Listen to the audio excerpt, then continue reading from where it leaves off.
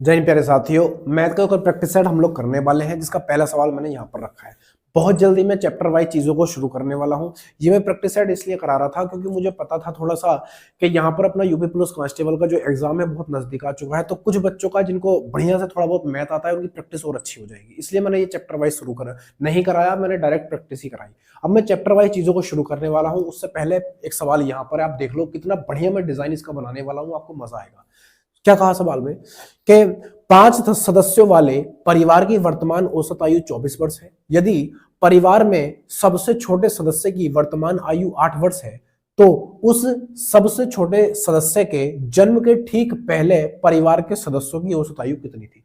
वो कह रहा है कि जन्म के ठीक पहले, इसका मतलब वो पैदा ही नहीं हुआ था, वो पैदा नहीं हुआ था। अगर परिवार में 5 व्यक्ति हैं, अगर एक व्यक्ति का जन्म ही ना हुआ हो 8 साल पहले, तो व्यक्ति कितने बचे? बोले 4 बचे। तो 8 अगर एक व्यक्ति का है तो अगर हम 5 साल पहले जाएंगे यानी 8 साल पहले जाएंगे तो पांचों का कम हो जाएगा, 8 8 8 8 पांचों का कम होगा, यानी 5 8 40 कम करना पड़ेगा, तभी हम 8 साल पहले जा सकते हैं। तो मैं पहले ये चेक कर लेता हूं, कि इन 5 सदस्यों का जो औसत आयु कितना दे रखा है उन्होंने, 24 दे रखा है, तो योग कितना होगा। तो अब 5 व्यक्तियों का अगर योग निकालोगे तो कितना आएगा मेरे दोस्त? तो आप कहोगे 24 की और 5 की गुणा कर दो, यानी 24 और गुणा 5, तो 24 पंजे कितने होते हैं? बोला 120 हो जाते हैं, 120। अब देखो वो कह रहा है कि अगर 8 साल का जो व्यक्ति है, जो सबसे छोटा है, अगर उसके जन्म के पहले हम जाएं यानी वो व्यक्ति ना हो, तो 5 सदस्य थे, कितने बचे? 4। अब पांचों की 8 8 साल कम हो जाएगी, तो 5 8 40, यानी कि आप कह दोगे 8 साल पहले, 8 वर्ष, 8 वर्ष पहले, पहले योग 8 साल पहले योग कितना होगा ये आपको पता चल जाएगा। ठीक है भाई, तो आप क्या करोगे? देखो 5 वर्ष अगर 8 वर्ष है और 5 व्यक्ति हैं तो सबका 8 8 वर्ष कम हो जाएगा, तो 8 पंजे 40। आप क्या करोगे? 40 माइनस कर दोगे, टोटल कितना था? टोटल था 120। 8 साल पहले जाओगे यानी 40 कम कर दोगे, तो कितना बचेगा? अभी 4 सदस्यों का बचेगा, 4 सदस्यों का, 4 सदस्यों, 4 सदस्यों का योग, 4 सदस्यों का योग कितना आएगा मेरे दोस्त? तो आप कह दोगे यहां पर आ जाएगा 80। 120 में से 40 जाएंगे, 80 बचेंगे। अब इन 80 सदस्यों का, 80 का जो योग आया है, इन 4 सदस्यों का जो योग है कितना? 80 है। अब इसका हमसे औसत पूछ रहा है, तो जब आप औसत निकालोगे तो आप टोटल संख्या को किससे भाग कर दोगे? 4 से, क्योंकि आपको 4 सदस्यों का जो योग है वो कितना है? 80 है। तो आप 4 से भाग करोगे तो कितना आ जाएगा? औसत निकल जाएगा, यानी 80 और बटे में 4 बराबर 4 दूनी 8, 20 वर्ष क्या हो जाएगी इन 4 सदस्यों की? 8 साल पहले क्या हो जाएगी औसत आयु। ऑप्शन नंबर कौन सा रहेगा? Option number B is the right answer. Option B इसका बिल्कुल सही उत्तर है। काम खत्म, पैसा हजम, कोई लेना देना नहीं। सवाल नंबर अगला देखो, इस सवाल का डिजाइन कैसा बनाएंगे जरा बताइए। इस सवाल का डिजाइन आप कैसे बनाओगे जरा बताओ। सवाल ये रहा आपके सामने, देखो फटाफट कर देते हैं इस सवाल को भी। क्या कहना चाह रहा है सवाल? क्या कहना चाह रहा है भाई? इसको मिटाओ फटाफट और फटाफट करो। क्या कह रहा है? बहुत जल्दी मैं यहाँ पर चीजें लेके आऊंगा, जो एक एक चीज मैं आपको समझाऊंगा। अभी प्रैक्टिस कर रहे हैं तो चीजें जल्दी निकालनी पड़ती है। वो कह रहा है यदि ब्याज अर्धवार्षिक रूप से संयोजित किया जाता है तो किस दर पर प्रति वर्ष 7200 रुपए की राशि 1 वर्ष में 7,938 रुपए हो जाएगी। उसने क्या कहा? अर्धवार्षिक। जब भी अर्धवार्षिक की बात करता है तो 1 साल में अर्धवार्षिक का क्या मतलब हुआ कि आपको हर 6 महीने में ब्याज देना होगा, यानी 1 साल में 2 बार ब्याज देना होगा। इसका मतलब 2 वर्ष समझो इसको, एक तरीके से 2 वर्ष है ना। तो उसने जब भी अर्धवार्षिक होता है तो समय दुगुना हो जाता है और दर आधी हो जाती है, ये चीज आपको पता होगी। अगर समय दुगुना है, अब वो कह रहा है कि यहां पर 7200 रुपए की राशि, कितने की? 7200 रुपए की राशि 2 बार में, या फिर आप 2 वर्ष बोल सकते हो, क्योंकि जब अर्धवार्षिक की बात होती है तो समय दुगुना हो जाता है, 1 साल का 2 साल हो जाता है और दर आधी हो जाती है। तो कितने रुपए हो गए? उसने कहा कि 7,938 रुपए हो गए। मैंने कई बार आपको बताया है कि जब भी आपको इस तरह का सवाल मिले तो जितने साल का वो कहे, जितने साल का वो हमसे कहेगा उस पर हम उतने का स्क्वायर चढ़ा देंगे, स्क्वायर, समझ रहे हो। तो यहां पर मैं क्या कर दूंगा? इसको कर दूंगा बहुत। इसको एक काम करो, पहले छोटा कर लो, सबसे बढ़िया है कि आप इसको मेरे दोस्त छोटा कर लो।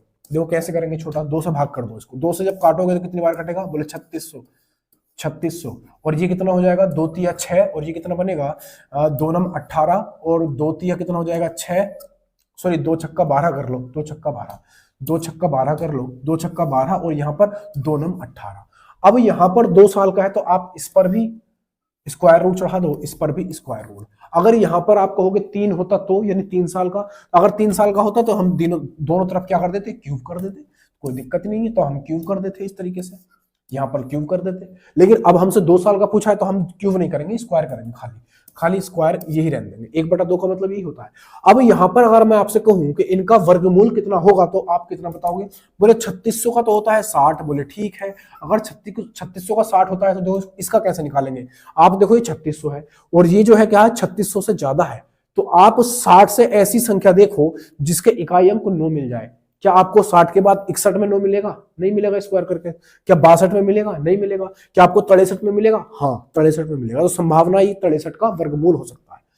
तो आप 63 का वर्ग अगर करोगे तो कितना आएगा? 3 3 9, यहाँ पर 0, 6 6 36। चेक कर लेते हैं कि 63 का है या नहीं है ना। तो यहाँ पर 6 3 18 दूनी 36, 18 दूनी 36, यहाँ पर आएगा 9, यहाँ पर आएगा 6, यहाँ पर आएगा 9, यहाँ पर 3, 39 69, 39 69, यानी 63 का वर्गमूल है। कितने का मेरे दोस्त? 63 का वर्गमूल है। समझ रहे हो बात को? ये आ जाएगा हमारा 63। अब मैं आपसे कह रहा हूं कि 1 साल, ये 1 साल का निकल गया, देखो स्क्वायर कर दिया, 2 साल का था, अब ये स्क्वायर खत्म हो गया, वर्गमूल खत्म हो गया, तो यहाँ पर कितना आया है? ये आ गया 1 साल का। तो मैं कह रहा हूं 1 साल में जो राशि है वो 60 से बढ़ के कितनी हो गई? 63। कितनी बढ़ गई? यानी ब्याज लगा होगा ये। कितनी बढ़ गई? बोले 3 बढ़ गई। किस पर बढ़ गई? बोले 60 पर बढ़ गई। तो परसेंट के लिए यानी दर बनानी है तो परसेंट में आती है दर। तो दर बनाने के लिए आपको क्या करना होगा? परसेंट का 100 से गुणा करेंगे, परसेंट का निशान, तो 0 से 0 कटेगा। यहाँ पर 3 दूनी कितना होता है? बोले 6 होता है। 2 से आप इसको काटा फिटी में बचाओगे 5 आ जाएगा। यानी जो दर होगी मेरे दोस्त वो कितनी हो जाएगी? बोले 5% हो जाएगी। Option number A is the right answer. Option A इसका बिल्कुल सही उत्तर है। काम खत्म, पैसा हजम, कोई लेना देना नहीं है। सवाल नंबर अगला देखो क्या कह रहा है। ये सब चीजें मैं आपको डिटेल में भी सिखाऊंगा, चिंता मत करो, जब मैं चैप्टर वाइज चीजें कराऊंगा तब। ठीक है भाई, क्या कह रहा है भाई सवाल? सवाल आपके सामने, आराम से इसको नस्ते नाबूद कर दो। क्या कहा देखो,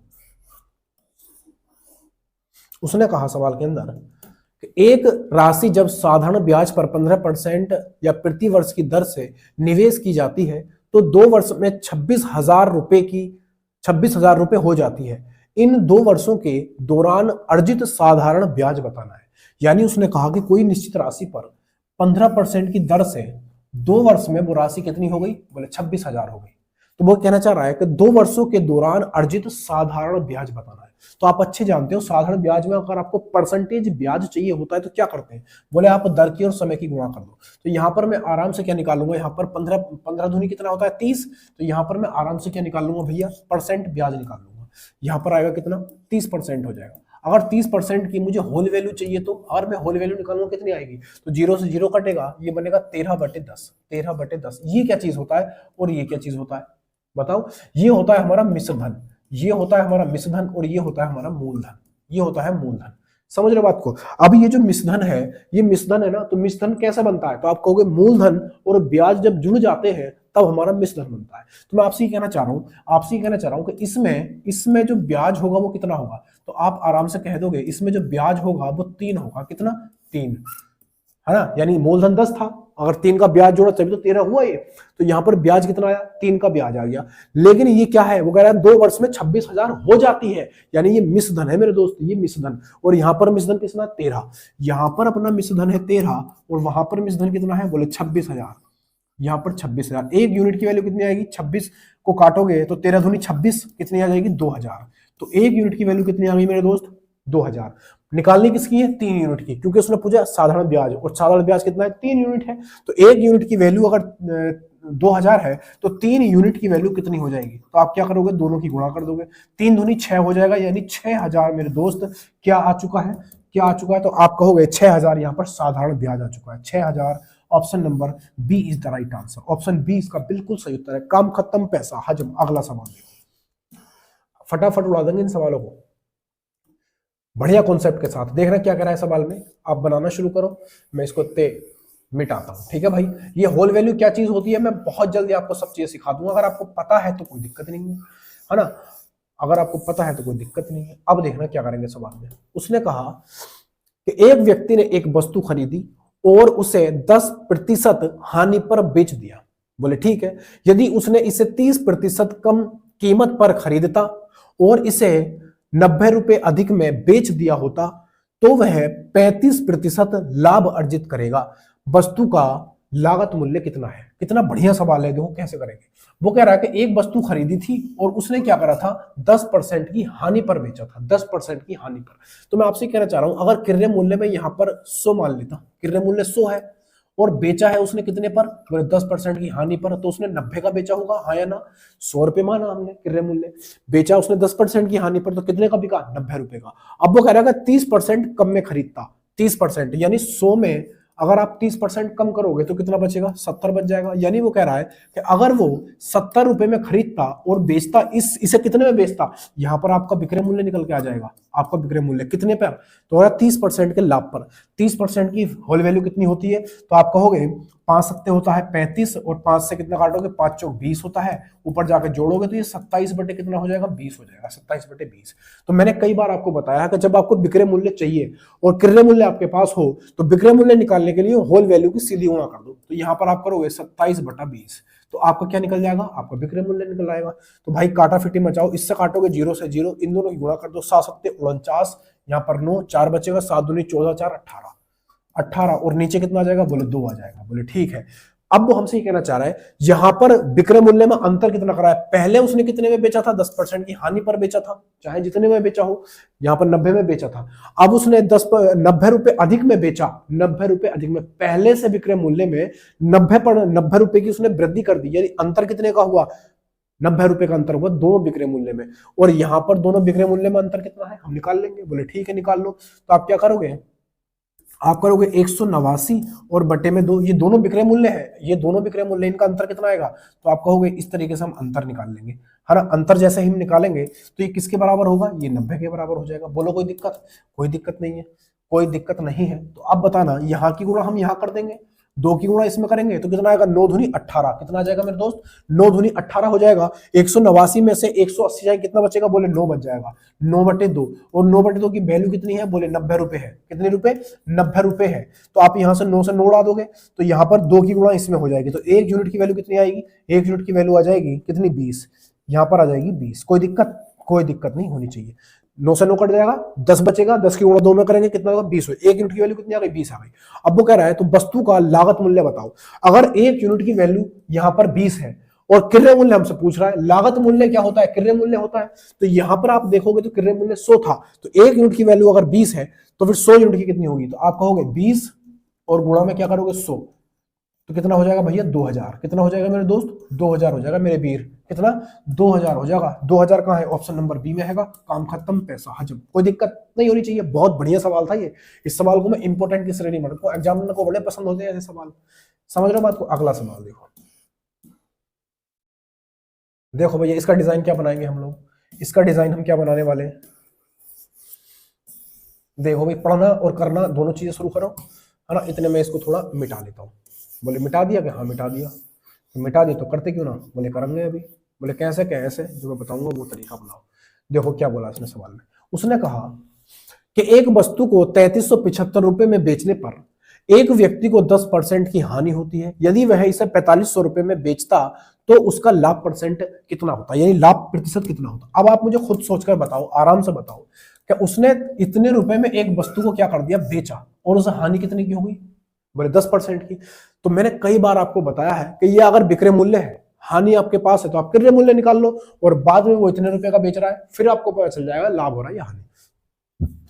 तो आप कैसे करोगे, बोले हमें विक्रय मूल्य पता है, अगर आपको क्रय मूल्य चाहिए तो आप इस विक्रय मूल्य में होल वैल्यू निकालो और होल वैल्यू की उल्टी गुणा कर दो, आपका क्या निकल कर आएगा, विक्रय मूल्य। तो सॉरी क्रय मूल्य, तो आप क्या करोगे, 3375 कितना, सॉरी 3375 है दोस्त, थोड़ा थोड़ा गलती हो जाता है, 3375 है। अब 3375 में इसकी होल वैल्यू निकाल के जैसे ही आप उल्टी गुणा करोगे आपको क्रय मूल्य मिल जाएगा। कितना मिलेगा, क्रय मूल्य कितना आएगा भैया इसका होल वैल्यू, तो यहाँ पर क्या हो रही है, हानि, तो कितना होगा 1/10, ऊपर जाके घटेगा तो ये कितना बनेगा, 9/10 बन जाएगा। ठीक है भाई, अब इसकी उल्टी गुणा करेंगे तो यहाँ पर कितना हो जाएगा, 10/9, 10/9, ये आपका क्या आ जाएगा, बोले क्रय मूल्य आ जाएगा।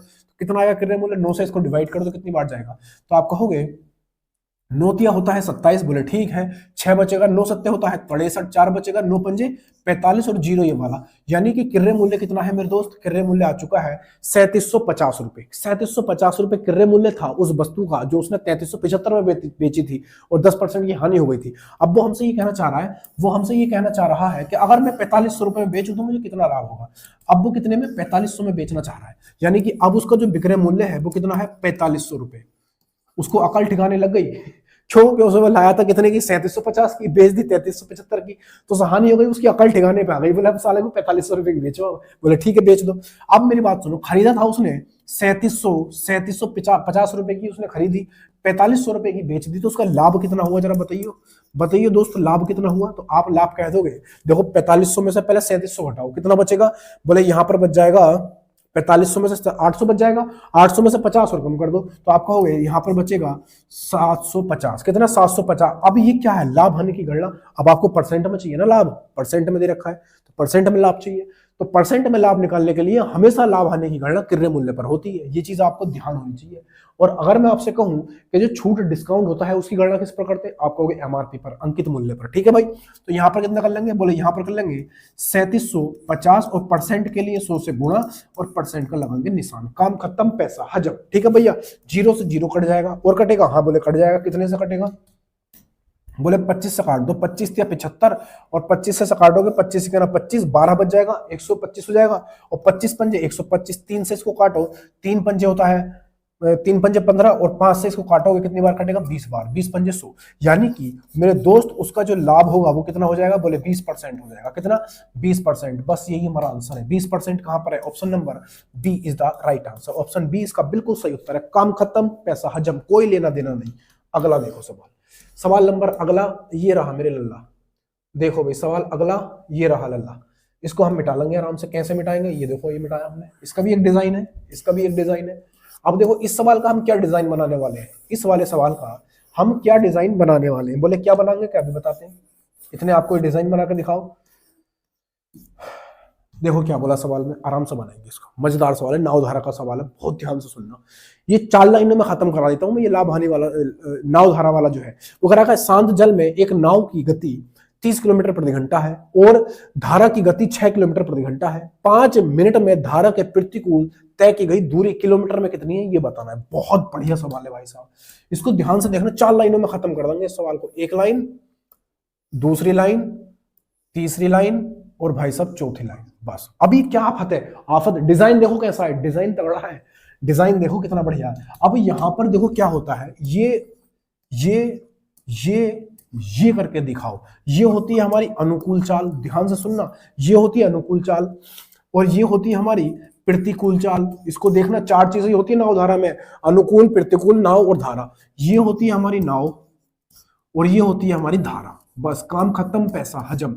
अब यहां पर जो होता है बीच में रखते हैं हम चाल को, यहां पर लिख देता हूं, यहां पर रखते हैं हम चाल को, बीच में चाल होगी। अब चाल कैसे होगी, यानी अनुकूल चाल यहां पर, प्रतिकूल चाल यहां पर नाव की चाल यहां पर और धारा की चाल यहां पर, बीच में रखते हैं हम चाल को, बीच में रखते हैं चाल को और ऊपर रखते हैं दूरी को। देखो बहुत तगड़ा फंडा बता रहा हूं, इसको ध्यान से देख लेना, कोई भी सवाल, कैसा भी सवाल चुटकियों में उड़ा दोगे।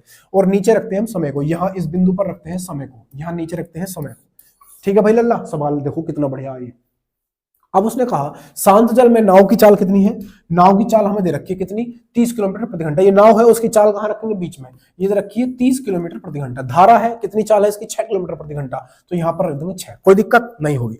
अब देखना, जब आपको प्रतिकूल चाल निकालनी हो, प्रतिकूल चाल निकालनी हो तो आप इन दोनों का अंतर कर दो, इनकी चालों का अंतर कर दो, यानी 30 में से 6 जाएगा, कितना बचेगा, बोले 24 बच जाएगा, बस। प्रतिकूल चाल निकली आपकी 1 मिनट में, 1 सेकंड में निकली है भाई, मिनट तो बहुत बड़ा है, 1 सेकंड में चाल आ गई। प्रतिकूल चाल कितनी है, बोले 24 किलोमीटर प्रति घंटा। अब वो कह रहा है हमसे कि प्रतिकूल तय की गई दूरी कितनी है, दूरी निकाल ली, चाल हमें पता चल गई, और 5 मिनट में, वो कह रहा है 5 मिनट में धारा के प्रतिकूल तय की गई दूरी कितनी है, और दूरी बराबर कितना होता है, दूरी बराबर होता है चाल गुणा समय। चाल कितनी है मेरे दोस्त, चाल मुझे निकल गई, प्रतिकूल चाल कितनी है 24, यह है किलोमीटर प्रति घंटा में, गुणा समय कितना है 5 मिनट का, कितना 5 मिनट का, ये 5 मिनट है, मिनट को मैंने घंटे बना दिया, बस काम खत्म, पैसा हजम। इसको हल कर लेंगे, दूरी निकल जाएगी, प्रतिकूल की दूरी, दूरी कहां रखेंगे ऊपर, और यही हमसे पूछा है प्रतिकूल 5 मिनट में प्रतिकूल अगर वो जाएगा तो कितनी दूरी तय करेगा, तो दूरी बराबर चाल गुणा समय। चाल कितनी थी 24, समय कितना था 5 मिनट। 5 मिनट को मेरे 60 से भाग करा 1 घंटे बन गया।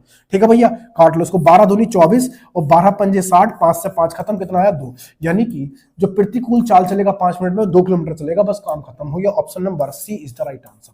ऑप्शन सी इसका बिल्कुल सही उत्तर है। कोई दिक्कत लगी? एक चुटकी में सवाल हो गया।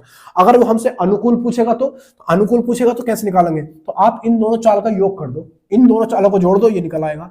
इन दोनों का अंतर करा तो ये निकल का आएगी। यानी अनुकूल चाल कैसा आएगी, इन दोनों का अंतर करके। प्रतिकूल चाल कैसा आएगी, इन दोनों को जोड़ के। वो सॉरी, अनुकूल चाल कैसा आएगी, इन दोनों को जोड़ के। और प्रतिकूल चाल आएगी इन दोनों को घटा के। कोई दिक्कत नहीं होनी चाहिए। अगर आप अनुकूल निकालोगे तो 30 और 6 कितना हो जाएगा 36, खत्म। ये अनुकूल चाल आ गई। कोई दिक्कत हुई नहीं हुई? अब देखना सवाल नंबर अगला। ये रहा मेरे लल्ला। क्या कह रहा है सवाल में, इसको मिटा लेंगे। डिजाइन बहुत तगड़ा था, बिल्कुल साड़ी की किनारी हो रही थी, बिल्कुल साड़ी की किनारी होती है। ठीक है भाई, देखो क्या कह रहा है सवाल में। कहा गया कि एक ट्रेन की औसत गति एक कार की औसत गति का 160% है। कार 16 घंटे में 880 किलोमीटर की दूरी तय करती है। 484 किलोमीटर की दूरी तय करने में ट्रेन के द्वारा लिया गया समय, ट्रेन के द्वारा लिया गया समय। देखो यहां पर औसत चाल कितनी दे रखी है, अनुपात में बनाएंगे। दो चीजें हैं, एक है ट्रेन और एक है कार। दो चीजें हैं ना अपने पास और बाकी सारी बेकार। उसने कहा कि ट्रेन की जो चाल है, ट्रेन की जो चाल है वो कार की चाल का 160% है। अधिक या कम नहीं बोला है, 160% है। अगर कार की चाल में 100 मानूं तो इसका अगर 100 का 160% निकालोगे तो कितना आएगा, बोले 160 आ जाएगा। ये अनुपात निकल के आ गया। किस चीज का, बोले चाल का। ये चाल का अनुपात निकल के आया। ठीक है भाई, इसको छोटा कर लो, 0 से 0 कटेगा और इसका आधा कर दो तो ये 8 आ जाएगा। और ये कितना आएगा मेरे दोस्त, ये आ जाएगा 5। ठीक है भैया, ये चाल का अनुपात आया। अगर यहाँ पर यहाँ पर आप देखो तो कार का जो चाल है वो कितनी है, 5 है अनुपात में। और यहाँ एक्चुअल में हम निकाल सकते हैं। हाँ, उसने कहा कार 16 घंटे में कितनी जा रही है, 880 किलोमीटर जा रही है। तो आप कार की यहाँ पर चाल निकाल लो। कार की चाल, कार की चाल कैसे निकालोगे दोस्त, तो आप कहोगे चाल बराबर दूरी बटे समय होता है। दूरी कितनी है, 880 है। और ये 880 कितने समय में, बोले 16 घंटे में। बस काट लो इसको। 8 ही करना 8, 8 ही करना 8, 110 बार कटेगा और 8 दूनी 16। आप इस 110 को आधा करोगे 55 आ जाएगा। यानी कार की जो चाल है वो कितनी आ गई, बोले ये आ चुकी है 55। कितनी, 55 आ चुकी है। यहां पर देखो कार की चाल, यहां पर कार की चाल कितनी है 55, और यहां पर कार की चाल कितनी है, देखो ये दूरी मुझे अगर तय करवानी है, 484 किलोमीटर की दूरी ट्रेन से मुझे तय करवानी है, तो मुझे चाल चाहिए, इसकी चाल चाहिए। और चाल कैसे निकालूंगा, यहां से कंपेयर करके। तो 5 की वैल्यू कितनी है, 5 की वैल्यू है यहाँ पर 55। 5 की वैल्यू यहाँ पर 55 है, तो 1 की वैल्यू कितनी हो जाएगी, बोले 11 हो जाएगी। ठीक है भैया, अगर 1 की वैल्यू 11 है तो 8 की वैल्यू कितनी होगी, तो आप कहोगे 11 88। यानी कि ये क्या आ चुकी है भैया, ट्रेन की चाल। ट्रेन की चाल निकल के आ चुकी है भैया। ठीक है भाई दोस्त, ट्रेन की चाल ये कैसा आएगी भैया, kilometre per hour. Kilometre per hour. अब इस चाल से मुझे ये दूरी तय करवानी है ट्रेन के द्वारा। ठीक है, तो कितना समय लगेगा, तो समय बराबर दूरी बटे समय होता है, सॉरी दूरी बटे चाल होता है। तो कितना है भैया दूरी, बोले 884। वो 484, सॉरी यहाँ पर 484 है। 484 समय बराबर दूरी और बटे में चाल। चाल कितनी है, बोले 88 है। कितनी है, 88 है। बस काटा फिटी मचाएंगे, आंसर आ जाएगा। देखो भाई 4 से काट दो इसको। 4 से काटोगे 4 दूनी 8, 4 दूनी 8, 4 ही करना 4, 4 दूनी 8, 4 ही करना 4। 11 से काट दो, 11 दूनी 22, और 11 से काटोगे 11 11 में 121। अब देखो ये कितना बचेगा, ये बनेगा 11/2। और 11/2 का क्या मतलब होता है, या फिर 5.5 कर सकते हो, या 5 सही 1/2 कर सकते हो। 5 सही 1/2 आंसर कैसे दिया है, सही बटे में आंसर है, तो 5 सही 1/2 इसका बिल्कुल राइट आंसर है। काम खत्म, पैसा हजम, कोई दिक्कत प्रति भर नहीं होगी। अगला सवाल देखो क्या कह रहा है सवाल।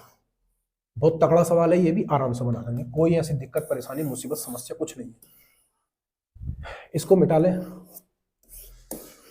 मुझको मिटा सके ना जमाने में दम नहीं, और जमाने से हम हैं, वो जमाना हमसे है, हम जमाने से नहीं। तो गड़बड़ होने फिर रहा है यार, ये तो है सब उलट पलट होने फिर रहा है था। देखो भाई क्या कह रहा है सवाल। उसने कहा, देखो बढ़िया सवाल है ये वाला भी, दमदार सवाल है भाई साहब मेरे हिसाब से। तो क्या कहा कि ए अकेले किसी कार्य को 10 दिनों में और बी अकेले 15 दिन में कर सकता है। ए और बी ने इसे 42,000 रुपए में करने का बीड़ा उठाया। सी की सहायता से उन्होंने कार्य को 5 दिन में पूरा कर दिया। बी को कितना भुगतान किया जाना है, बी को कितने रुपए दिए जाने हैं इस 42,000 में। जो मैं बोल रहा हूं उसको ध्यान से सुनो। जब भी समय और कार्य के अंदर पैसों की बंटवारी हो तो बंटवारी हमेशा क्षमता के अनुसार होती है। क्या बोला मैंने? पैसों की बंटवारी हमेशा क्षमता के अनुसार होती है। जिसकी जितनी क्षमता होगी उसको उतना ही धन मिलेगा। क्यों? क्योंकि जिसकी जितनी क्षमता होती है वो उतना काम करता है और काम के ही पैसे मिलते हैं मेरे दोस्त, बिना काम के नहीं मिलते। तो यहां पर उसने क्या बोला? उसने बोला कि ए जो है एक काम को 10 दिन में कर लेगा और बी उसी काम को 15 दिन में कर लेगा। और इन दोनों सी की सहायता से इन दोनों ने यानी ए, बी और सी, इन दोनों ने सी की सहायता ली और काम को कितने दिन में कर दिया? बोले 5 दिन में कर दिया। काम कौन सा था? एलसीएम ले लेंगे, काम का पता चल जाएगा। ठीक है भाई, काम का क्या पता चलेगा? बोले आप यहां से 30 एलसीएम ले लो। बोले ठीक है। तो इसको अगर डिवाइड करोगे 3 बार जाएगा, 15 से करोगे 2 बार जाएगा और 5 से करोगे 6 बार जाएगा। यानी तीनों की क्षमता कितनी है? 6। बी की क्षमता 2, ए की क्षमता 3 है। अब उसने कहा कि बी को कितनी धनराशि दी जानी चाहिए, बी को कितना भुगतान होना चाहिए रुपए में। तो कितना रुपए अपने पास? 42,000। इस 42,000 में से किसका? बी का। जिसका पूछते हैं उसे ऊपर रखते हैं। बी की क्षमता कितनी? बोले 2। और अनुपातिक योग यानी टोटल कितना है? बोले 6। एबीसी टोटल कितना है? 6। यहां से देखोगे तो कितना आएगा? 6 निकल के आएगा तीनों का। तो अनुपातिक योग नीचे रखते हैं, जिसका पूछता है उसे ऊपर रखते हैं। ये मैंने ऊपर रख दिया, काटाफिटी मचाओ। 6 सत्ते होता है 42 और 7 की 2 की गुणा करोगे तो 7 दूनी होता है कितना मेरे दोस्त? 24। ये होता है 7 दूनी 14, 24 नहीं 7 दूनी 14 और 3 जीरो ये वाले, तो कितना हो जाएगा मेरे दोस्त? यानी बी को जो भुगतान करना होगा वो 14,000 रुपए मिलेंगे। किसको? बी को। काम खत्म, पैसा हजम। ऑप्शन नंबर कौन सा होगा? 14,000। ऑप्शन पहला वाला ही हमारा आंसर बन जाएगा। काम खत्म, पैसा हजम, कोई गुंजाइश नहीं। सही है भाई। सवाल नंबर अगला ये रहा मेरे लल्ला। सवाल नंबर अगला ये रहा मेरे लल्ला। देखो कैसे करेंगे सवाल को भी आराम से बना देंगे। डिजाइन बढ़िया था ये भी वैसे, है ना? इस सवाल का डिजाइन भी अच्छा था। क्या है भाई सवाल में? उसने कहा, बढ़िया सवाल है, एक मिश्र धातु के 4 किलोग्राम में से 1/2 सीसा है और शेष टिन है। एक अन्य मिश्र धातु का 5 किलोग्राम में से 1/6 सीसा है और शेष टिन है। बढ़िया सवाल है।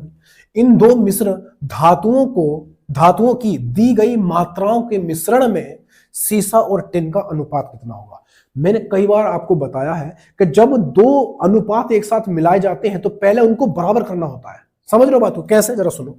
अब जैसे एक चीज समझो, यहां पर आप देखो 1/2 क्या है भैया? यहां पर दिया उसने क्या? सीसा। उसने सीसा दिया है।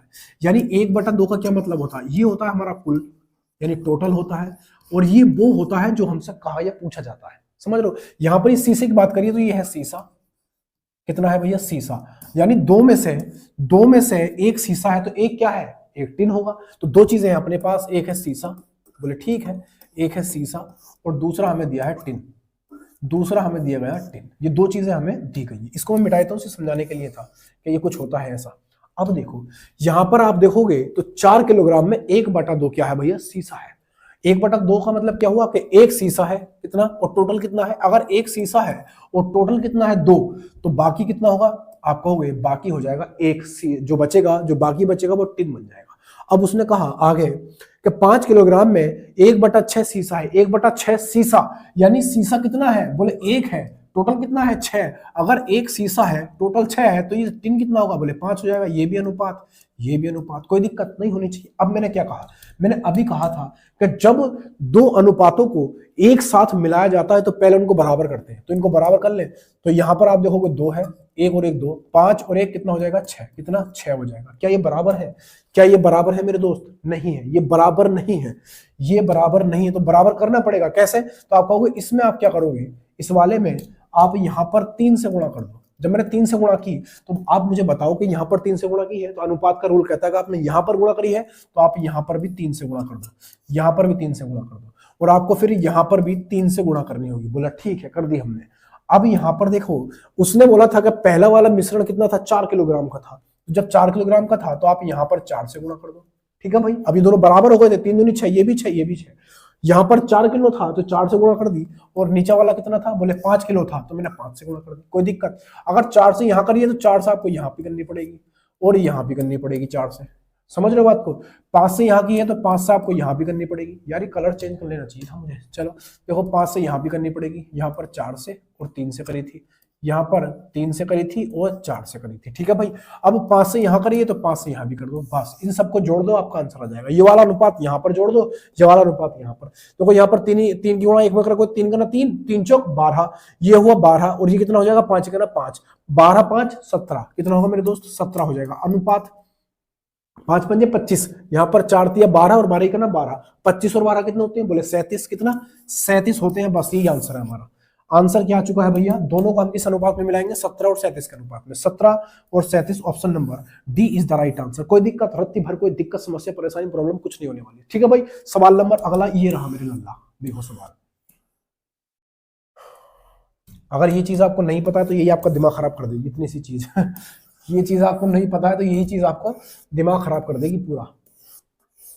देखो क्या कहा सवाल में, उसने कहा यदि P 3 9 का तीसरा समानुपाती है तो 6 P 4 का चौथा समानुपाती क्या होगा? बढ़िया सवाल है। देखो ये जो P है ना, P ये इन दोनों का तीसरा समानुपाती है, इन दोनों का तीसरा अनुपाती। अगर आपको तीसरा अनुपाती निकालना होता है, तीसरा, तो कैसे करते हैं? लास्ट वाले का। देखो ये तीसरे की बात बता रहा हूं मैं, जब भी आपको तीसरा की अनुपात, दो चीजें दे रखी हूं और दो में आपको तीसरे का अनुपात चाहिए तो आप लास्ट वाले का स्क्वायर कर दो। स्क्वायर का मतलब 9 गुणा 9, और पहले वाले से क्या कर दो? भाग। पहले वाले से कर दो भाग, यानी 3 से भाग कर दो। कितना आएगा? 3 तिया 9 और 9 तिया 27, 9 तिया 27, यानी आपको P की वैल्यू यहां पर पता चल चुकी है, कितनी है? 27 है। बोले ठीक है, अब क्या करना है? उसने कहा था कि 6 P और 4 इसका चतुर्थ अनुपाती बताना है। क्या बताना है? चतुर्थ अनुपाती, चौथा अनुपात बताना है। तो P की जगह आप क्या रख दोगे? आप 27 रख दोगे P की जगह, यानी कि अब ये वैल्यू बनेगी 6 27 और 4, इस तरीके से। इसका चौथा अनुपाती बताना है। तो मैंने आपको क्या बताया? मैंने ये बताया कि जब आपको चतुर्थ अनुपाती चाहिए, कैसा? चतुर्थानुपाती। जब आपको चतुर्थ अनुपाती चाहिए तो लास्ट वाले जो दो होते हैं इन दोनों की करते हैं गुणा, इन दोनों की करते हैं, बोले क्या? गुणा करते हैं और पहले वाले से भाग कर देते हैं, बस खत्म। आपका चतुर्थ अनुपाती निकल के आपके सामने आ जाएगा। देखो कैसे करेंगे? बोले ऐसे करो कि 3 से काटो, 3 दूनी 6 और 3 से काटो 9 बार, 9 तिया 27 होता है। ठीक है भैया, 2 से काट दो कितनी बार? बोले 2 बार, 2 दूनी 4 और 9 दूनी कितना होता है? 18। बस यही हमारा क्या है? चतुर्थ अनुपाती आ चुका है। Option number D is the right answer. Option D इसका बिल्कुल सही उत्तर है। काम खत्म, पैसा हजम, लेना देना कुछ नहीं। सवाल नंबर अगला ये रहा मेरे लल्ला। देखो क्या है भाई सवाल में, ये आया सवाल। देखो कैसे करेंगे इस वाले को, बढ़िया सवाल है।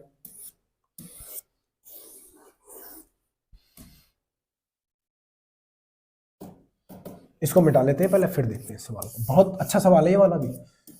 देखो ये जो सवाल आपके सामने है ना, तो मैंने आपको कई बार बताया है कि अगर आपको इस मेंसुरेशन के सवाल जो आपके सामने है इसके फॉर्मूले याद है तो पूरी दुनिया में इससे हल्का कोई चैप्टर आपके लिए नहीं है।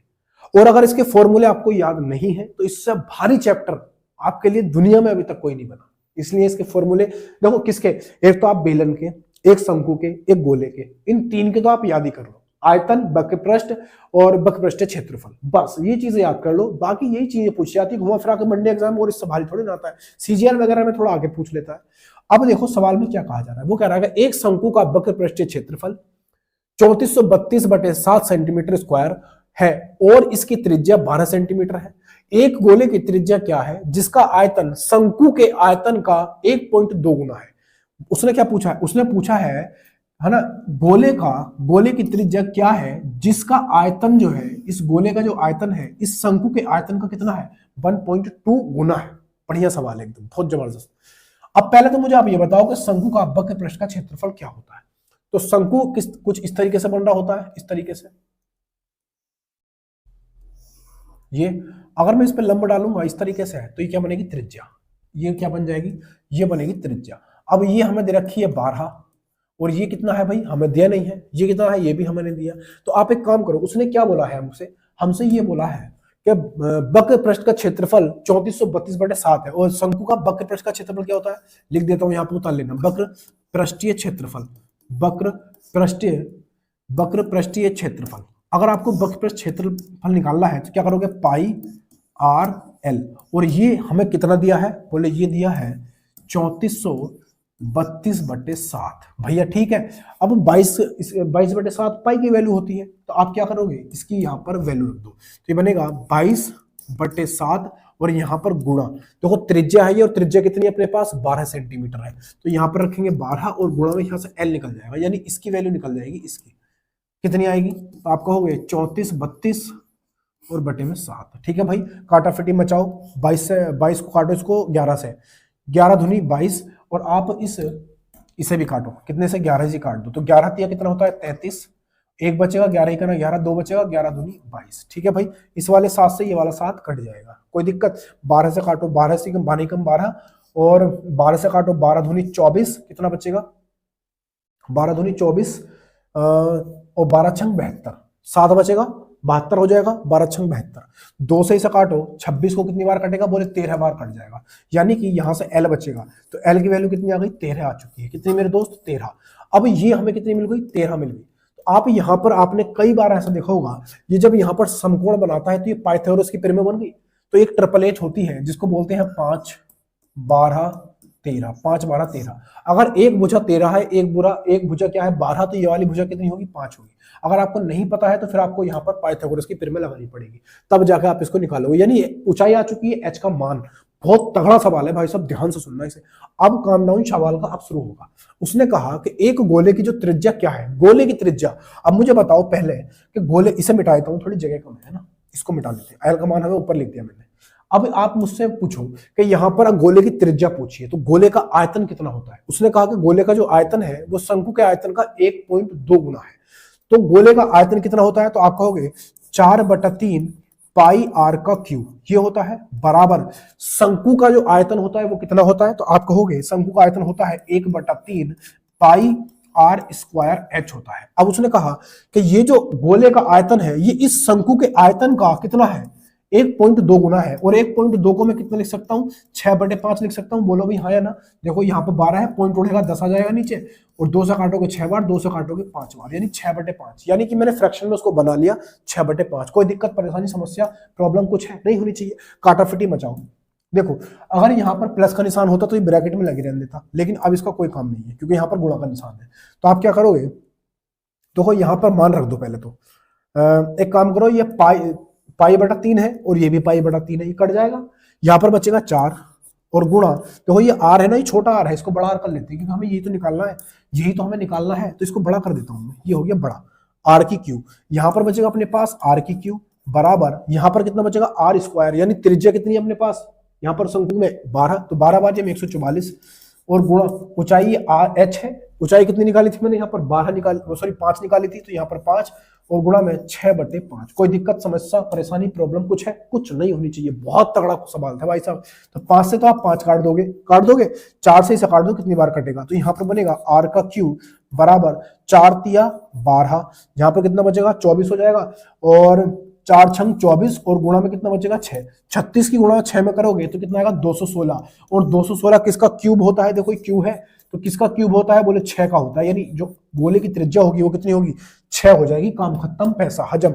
Option number B is the right answer. भाई साहब 5000 रुपए से भी ऊपर का सवाल था, ये 5000 से भी ऊपर का सवाल था, समझ गए बात को। सवाल नंबर अगला ये रहा मेरे लल्ला, बहुत तगड़ा सवाल था भाई, वाह भाई मजा आ गया सवाल में, तो मगर आपके दिमाग से उतर गया होगा। अगर आपको ये इसके जो वैल्यूज वगैरह है या आयतन वक्र पृष्ठ ये नहीं पता होगा तो आपको पक गया होगा दिमाग, है ना, जंप मार गई होगी। इसलिए बोलता हूँ कि आपको याद कर लेना चाहिए, ये खाली समय में जब हुआ करे तो ऐसे सूत्र वगैरह याद कर लिया करो, है ना, टाइम को वेस्ट मत करा करो। देखो सवाल अगला क्या कह रहा है, अरे मिट जा भाई, देखो सवाल में कहा, वो कह रहा है कि किसी संख्या को 221 से विभाजित करने पर शेषफल 30 रहता है, यदि उसी संख्या को 13 से विभाजित किया जाए तो शेषफल क्या होगा। देखो जब इस तरह का सवाल आता है तो पहले वाले शेषफल को ही हम संख्या मान लेते हैं, इस पहले वाले शेषफल को ही हम क्या मान लेते हैं मेरे दोस्त, संख्या मान लेते हैं। और किस संख्या को हमें, ये अगर मैंने संख्या मानी है तो मुझे 13 से विभाजित करना है, और 13 से जो विभाजित करने के बाद शेषफल बचेगा वही आंसर है। यानी कि आप क्या कहोगे, इस 30 को आप क्या मान लोगे, इस 30 को ही संख्या मान लोगे और 13 से डिवाइड करोगे, 13 से जब आप डिवाइड करो कितनी बार जाएगा, 13 दूनी 26, 4 बचेगा। यानी कि यही क्या है मेरा भाई साहब शेषफल है, यही क्या है मेरा शेषफल निकल के आ चुका है। ठीक है भाई, ये 4 ऑप्शन नंबर ए, काम खत्म पैसा हजम। ये अपना सवाल आ गया, आंसर आ गया, कोई दिक्कत, लल्लू सा सवाल था ये तो यार। देखो क्या कर रहा है सवाल में, अगला देखो, इसको मिटा लेते हैं। अरे नाटकखोरी नहीं चलेगी भाई ना, बिल्कुल ना चलेगी, ये कोई बात नहीं है। देखो हाँ, नाटकखोरी नहीं चलेगी। देखो बढ़िया सवाल है ये, लंबा चौड़ा लग गया मुझे सवाल, डरा रहा है, डरा रहा है तो है। ऐसी क्या चीज है बच्चों को डरा रही है, ऐसी क्या चीज है जो बच्चों को डरा रही है? देखो क्या कह रही है, कुछ ना। देखो उसने कहा कि अनीता अपने घर से 3 सही 1/2 किलोमीटर प्रति घंटा की चाल से यात्रा करती है और 6 मिनट की देरी से अपने स्कूल पहुंचती है। अगले दिन वह 4 सही 1/2 किलोमीटर प्रति घंटा की चाल से यात्रा करती है और स्कूल 10 मिनट पहले पहुंच जाती है ना, पहुंचती है। उसके घर और स्कूल के बीच की दूरी क्या है? देखो ये जो सवाल है ना, अगर आप इसको बेसिक से बनाओगे तो बड़ा लंबा चौड़ा चला जाएगा, लेकिन इसको मैं एक ट्रिक बताता हूँ। क्या ट्रिक है, ध्यान से सुनना। देखो जब भी आपको देर, अरे यार बड़ा ही नाटक कर रहा है तो है जरा, क्या चीजें डरा रही है। देखो जब भी क्या बोला, देर और पहले की बात आए, देर और पहले की बात आए, देरी और पहले, जब भी इस तरह की बात आए तो हमेशा इसके समय को आप जोड़ लो। लेकिन जब पहले पहले की बात आए, यानी कि पहले पहले पहुंच जाता है, चाल को बदलता है, फिर पहले पहुंच जाता है। अगर पहले पहले पहुंचे तो इनकी समय अंतर को अंतर कर दो, यानी घटा दो उसे। बाद आएगा आप तब भी घटा दो। बहुत बढ़िया चीज बता रहा हूं मैं आपको, सवाल को चुटकियों में करने का तरीका, तब भी आप क्या कर दो, घटा दो। ठीक है भाई, अब देखो कैसे करेंगे। दूरी निकालनी है तो दूरी बराबर क्या होता है, मैंने कल भी बताया था, S1 S2 और बटे में क्या रहता है, S2 माइनस S1, और यहां रहता है समय अंतर, यहां रहता है समय अंतर, यानी समय का अंतर रहता है यहाँ पे। ठीक है भाई, अगर मिनट में होगा तो हम घंटे बना लेंगे। घंटे कैसे बनाएंगे, 60 से भाग करके। तो आप मुझे ये बताओ पहली चाल कितनी है, बोले 3 सही 1/2। 3 सही 1/2 का मतलब होता है 6 और 1 7, यानी 7/2 होता है। बोलो भाई हाँ या ना, गुणा, ये गुणा का है, गुणा में है 2। आगे बोला 4 सही 1/2 है दूसरी चाल, 4 दूनी 8, ये हो जाएगा 9/2। बोलो कोई दिक्कत नहीं होनी चाहिए। अब यहाँ पर देखो S2 माइनस N1, यानी कि 9/2 और माइनस 7 कितना हो जाएगा 2, और गुणा में क्या करेंगे, देखो यहाँ पर पहले और वहां पर देर, पहले और देर, यानी पहले और बाद होगा तब भी, बाद होता तो घटा देते, समान होंगे तो घटाएंगे, विपरीत होंगे तो जोड़ देंगे। यानी आप यहाँ पर देखो कितना है, यहाँ पर 6 मिनट है और यहाँ पर 10 मिनट है। 6 और 10 कितना हो जाएगा, बोले 16, लेकिन ये मिनट है, मिनट को मैं घंटे बनाऊंगा तो 60 से मुझे भाग करनी पड़ेगी। बोलो भाई हाँ या ना, करनी पड़ेगी, बस काटा फिटी मचा दो यहाँ से। देखो यहाँ पर क्या करेंगे हम, जब बेस समान होता है तो ऊपर की चीजें चिन्ह के अनुसार घटिया जुड़ जाती है, ये चीज आपको पता होगी। तो 9 में से 7 जाए कितना बचेगा, 2 बचेगा, ऊपर भी तो नीचे भी 2 से 2 कटेगा, 1 बचेगा। तो यहाँ पर 1 डायरेक्ट कर रहा हूँ, देखो मैं इसको सबको मिटा रहा हूँ यहाँ से, और डायरेक्ट मैं यहाँ पर कर रहा हूँ 1, यहाँ पर 1 आ जाएगा। अब यहाँ पर करेंगे 9 सत्ते 63, 9 सत्ते 63, यहाँ पर करेंगे 2 दूनी 4, और गुणा में कितना रहेगा भैया 16, और नीचे कितना है 60। काम खत्म पैसा हजम। देखो 4 चौक 16, 4 बार कटेगा। ठीक है भाई, और कुछ कटेगा क्या, हाँ बोले 15 बार कट जाएगा, 15 चौका 60 होता है तो ये 15 बार कट जाएगा। ये कितना आ जाएगा, ये आएगा 63, और बटे में कितना आएगा 15। कितनी बार कटेगा भाई, तो आप कहोगे 15 चौका 60, और यहाँ पर कितना बचेगा, यहाँ पर बच जाएगा भाई साहब 3, 30 हो जाएगा पॉइंट लगा के, और 15 दूनी 30, यानी उसके घर और स्कूल की दूरी कितनी है, 4.2 किलोमीटर प्रति घंटा। 4.2 किलोमीटर प्रति घंटा कहीं पर है, ऑप्शन नंबर डी हमें दे रखा है, 4 किलोमीटर प्रति घंटा, ऑप्शन नंबर डी। काम खत्म पैसा हजम। अगला सवाल देखो, बहुत तगड़ा सवाल था। अरे खत्म हो गए क्या सवाल, सवाल तो भाई खत्म हो गए, देखो सवाल तो खत्म हो गए। आज के लिए इतना ही रखते हैं, बाकी बातें कल करेंगे। ठीक है भाई, बाकी बातें कल करेंगे। वीडियो अच्छा लगा हो तो लाइक शेयर सब्सक्राइब करके जरूर जाना। अगली वीडियो में फिर हाजिर होंगे, तब तक के लिए जय हिंद, जय भारत, वंदे मातरम।